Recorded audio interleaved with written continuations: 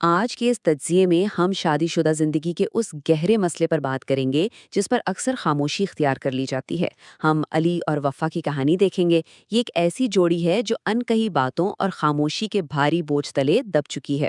ہوتا یہ ہے کہ جب لفظ ختم ہو جاتے ہیں نا تو جذباتی تکلیف مسلسل بڑھتی چلی جاتی ہے۔ آئیے دیکھتے ہیں کہ یہ کہانی ہمیں کیا سکھاتی ہے۔ چلیے سب سے پہلے اس بات سے شروع کرتے ہیں کہ آخر رشتوں میں اس خاموشی کا بوجھ ہوتا کیا ہے۔ تصور کریں، علی تھکا ہارا گھر آتا ہے اور وفا اسے بالکل خاموش اور خود سے دور ملتی ہے۔ پریشان ہو کر جب علی پوچھتا ہے کہ کیا اس سے کوئی غلطی ہو گئی ہے تو وفا کا جواب نہایت گہرا اور سوچنے پر مجبور کرنے والا ہوتا ہے۔ وہ کہتی ہے کہ غلطی انسان سے نہیں ہوتی، وقت سے ہوتی ہے۔ ذرا اس جملے کی گہرائی پر غور کریں۔ یہاں مسئلہ علی کی کوئی اچانک ہونے والی غلطی نہیں ہے، بلکہ اصل مسئلہ وہ جذباتی خلا ہے جو مسلسل وقت کی کمی اور توجہ نہ ہونے کی وجہ سے ان دونوں کے درمیان مدتوں میں پیدا ہو چکا ہے۔ اور اس تکلیف کو اس جملے سے بہتر کوئی نہیں سمجھا سکتا کہ ایک ہی چھت کے نیچے مگر صدیوں کی دوری۔ یہ ایک ایسی تکلیف دہ حقیقت ہے جہاں جسم تو قریب ہیں، شوہر اور بیوی ایک ہی گھر میں موجود ہیں، مگر جذباتی طور پر شدید تنہائی اور فاصلہ ان کے درمیان ایک مضبوط دیوار بن چکا ہے۔ حقیقت یہ ہے کہ مادی قربت جذباتی دوری کو ختم نہیں کر پا رہی۔ اب اس کہانی میں آگے بڑھتے ہیں اور دیکھتے ہیں کہ اصل تصادم کہاں پر ہے۔ آسائشیں چاہیے یا وقت کی ضرورت ہے؟ یہاں دونوں کی سوچ کا فرق کھل کر سامنے آتا ہے۔ علی اپنی اس غیر موجودگی اور دن رات کی مصروفیت کا دفاع کرتا ہے کہ اس کا مقصد وفا کو آسائشیں دینا ہے۔ یہی سب سے بڑا تصادم ہے۔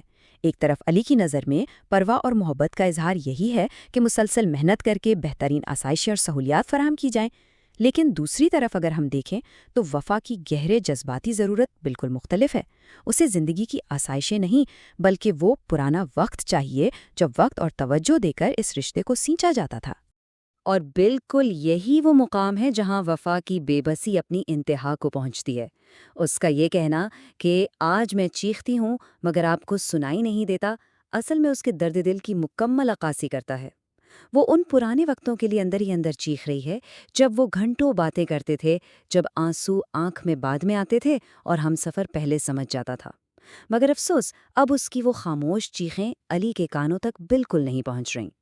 تو اب آتے ہیں کہانی کے اس حصے کی طرف جہاں علی کو اس سب کا جذباتی احساس ہوتا ہے اور خاموشی ٹوٹنے کی امید نظر آتی ہے۔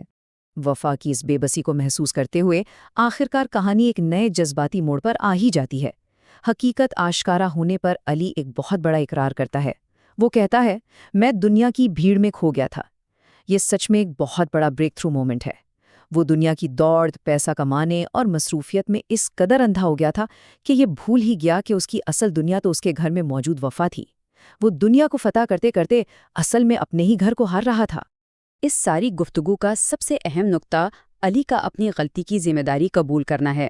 وہ بنا کسی ہچکچاہٹ کے مان لیتا ہے کہ وہ اپنی اصلی دنیا کو بھول چکا تھا اور دنیا کی اس تنگ و دو میں اندھا ہو گیا تھا۔ سب سے بڑھ کر وہ اس تکلیف کو تسلیم کرتا ہے اور معافی مانگتا ہے کہ اس کی اس بھاری خاموشی نے وفا کے دل پر کتنا دردناک بوجھ ڈال دیا تھا۔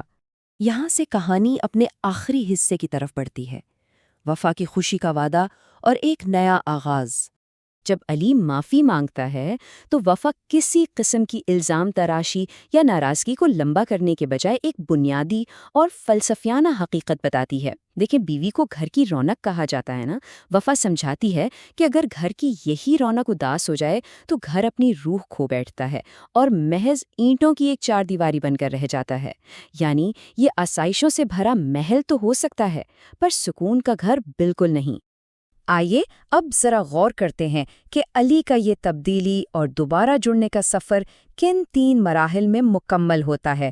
پہلا قدم تو اس کی غفلت تھی، جہاں وہ مکمل طور پر دنیا کی بھیڑ اور مصروفیت میں گم تھا۔ دوسرا قدم، جو ہمیشہ سب سے مشکل ہوتا ہے، وہ احساس کا تھا، جب اسے وفا کی تکلیف اور اپنی خاموشی کے بوجھ کا سچا اندازہ ہوا۔ اور تیسرا قدم ایک عظیم وعدہ ہے، جہاں وہ مکمل طور پر ایک ہمدرد انسان بن کر اپنے ہمسفر کو اور اس کی خوشی کو پھر سے پہلی ترجیح بناتا ہے۔ اور یہ رہا علی کا آخری اور بے حد خوبصورت وعدہ: تمہارا مسکرانا میرے لیے سب سے بڑی کمائی ہے۔ یہاں آ کر ہم دیکھتے ہیں کہ اس کی سوچ مکمل طور پر تبدیل ہو چکی ہے۔ اس نے آخر اس حقیقت کو پا لیا ہے کہ اس کی اصل دولت، اس کا اصل سرمایہ کوئی بینک بیلنس یا آسائش نہیں ہے، بلکہ اس کے گھر والوں کی، اس کی بیوی کی خوشی اور اس کے چہرے کی مسکراہٹ ہے۔ تو علی اور وفا کی اس گفتگو سے ہمیں چند نہایت اہم سبق ملتے ہیں۔ پہلا یہ کہ صرف اور صرف ہمدردی اور سننے کا مادہ ہی ان جذباتی فاصلوں کو مٹا سکتا ہے۔ دوسرا، باہمی وقت اور تعلق کسی بھی قسم کی مادی سہولت سے کہیں بڑھ کر قیمتی ہوتے ہیں۔ اور آخری اور سب سے ضروری بات، ہم سفر کی خوشی ہی ایک پرسکون گھر کی اصل بنیاد ہے۔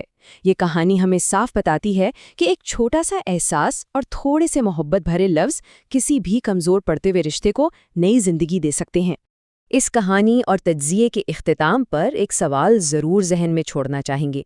کیا کہیں ایسا تو نہیں کہ رشتوں میں اپنائی گئی خاموشی آہستہ آہستہ ہمیشہ کی دوری بن رہی ہے؟ انکہی باتوں اور اس پنپتی ہوئی خاموشی کو وقت رہتے سمجھنا بہت ضروری ہے، اس سے پہلے کہ یہ فاصلے صدیوں پر محیط ہو جائیں۔ اس بات پر ضرور غور کیجیے گا۔